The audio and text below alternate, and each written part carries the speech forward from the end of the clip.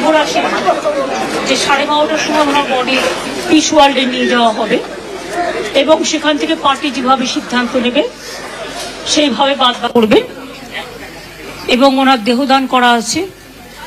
আমরা সরকারিভাবে আজকে রাজ্য সরকার ছুটি ঘোষণা করে দিয়েছি, আজকে ফুল ডে ছুটি থাকবে এবং আগামীকাল সসম্মানে রাষ্ট্রীয় সম্মানের সাথে আমরা তাকে শেষ বিদায় জানাতে চাই গান স্যালুটের মাধ্যমে। এবং আমি রবীন্দ্রকে এটাও বলেছি, আপনি পার্টির সাথে কথা বলুন, পিস ওয়ার্ল্ডে না রেখে যদি আপনারা ভাবেন যে কারণে পিস ওয়ার্ল্ডে রাখা হচ্ছে, বডিটা ইনভাইম করে রাখলে 72 আওয়ার্স ইনট্যাক্ট থাকে, সেক্ষেত্রে আপনারা রবীন্দ্র সদনেও রাখতে পারেন, নন্দনেও রাখতে পারেন। সেখানে অনেক মানুষ আছেন যারা দেখতে পারেন, কারণ শেষ দেখাটা সবাই দেখতে চায়। এবং তারপরে দল যা সিদ্ধান্ত নেবে, বিধানসভাতেও নিয়ে যেতে বলেছি, স্পিকার সাহেবও ফোন করেছিলেন ওনাদের। কাজেই উনি দীর্ঘদিন বিধানসভার জনপ্রতিনিধি ছিলেন, মুখ্যমন্ত্রী ছিলেন, লিডার অব দ্য হাউস, এবং তাছাড়াও অনেক ডিপার্টমেন্টের মিনিস্টার ছিলেন দীর্ঘদিন। কাজেই ওনার মৃত্যুটা রাজ্যের পক্ষে একটা বড় লস।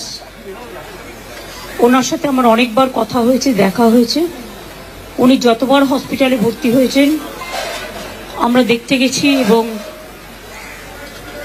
সবসময় উনি সুস্থ হয়ে ফিরে এসেছেন, এটা আমাদের কাছে বড় প্রাপ্য ছিল।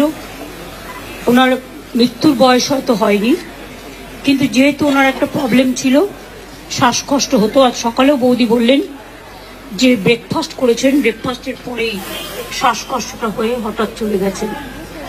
কাজে আমি তার পরিবারবর্গ, মীরা বৌদিকে, সুচেতনা তার সন্তানকে, আমার দলের সকলকে, সিপিএম দলের, বামফ্রন্টের সকলকে সহনাগরিক সকলকেই আমাদের শ্রদ্ধা এবং সমবেদনা জানাচ্ছি। ওনার জীবনে অনেক কন্ট্রিবিউশন আছে, সেটা ডিটেলস আলোচনা এখানে করার জায়গা নয়।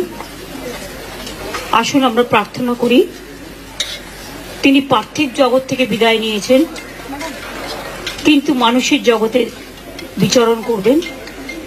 একটা মানুষ মরে গেলে তার জীবন শেষ হয়ে যায় না, তাকে মানুষ মনে রাখে তার কাজের মধ্যে দিয়ে। তার আত্মা শান্তি পাক, বারবার তিনি ফিরে আসুন এই বাংলার মাটিতেই। আমি এটুকু বলে আপনাদের সকলকে নমস্কার জানাচ্ছি। আজকে আমার ঝাড়গ্রাম যেতে হবে, যেহেতু আমার ঝাড়গ্রামে কালকে ওয়ার্ল্ড ট্রাইবাল ডে প্রোগ্রাম করা আছে। না গেলে ওরা সেন্টিমেন্ট নেবে, না হলে অন্য প্রোগ্রাম হলে আমি ক্যান্সেল করতে পারতাম। আর এই খবরটা শুনে আমি এতটাই টেন্স হয়ে গেছিলাম, দেখুন হাতটা পুরো ঘষে গিয়ে পুরো গলগল করে রক্ত বেরিয়েছে। তার মধ্যে আমি নিজেই মানে কিরকম একটা লাগছিল। ফলে আমি এখন বাড়ি ফিরে যাব, ওখান থেকে তারপরে কিছুক্ষণ বাদে চান টান করে তারপরে আমি ঝাড়গ্রামে যাব। আমি ফিরাদ হাকিম, সিপি, ডিজি, সিএস সকলকে ইনস্ট্রাকশন দিয়ে গেলাম এবং ববি আর অরূপ সারাক্ষণ থাকবে, টোটাল টেক কেয়ার করবে। যা যা প্রয়োজন দলের পক্ষ থেকে ওরা মিছিল করে নিয়ে যাবে, যখন দেখবে যেন কোনো অসুবিধে না হয়, পুলিশ যেন ঠিক মতো ব্যবস্থা করে সব কিছু, যাতে কোনো রকম কোনো অসুবিধে না হয়।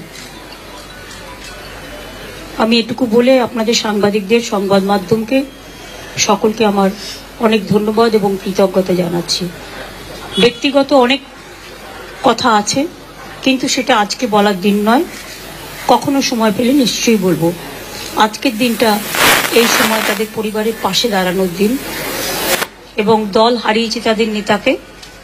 আমি অন্য দল করলেও তাদের দলের সাথেও আমার সম্পূর্ণ সমবেদনা থাকবে।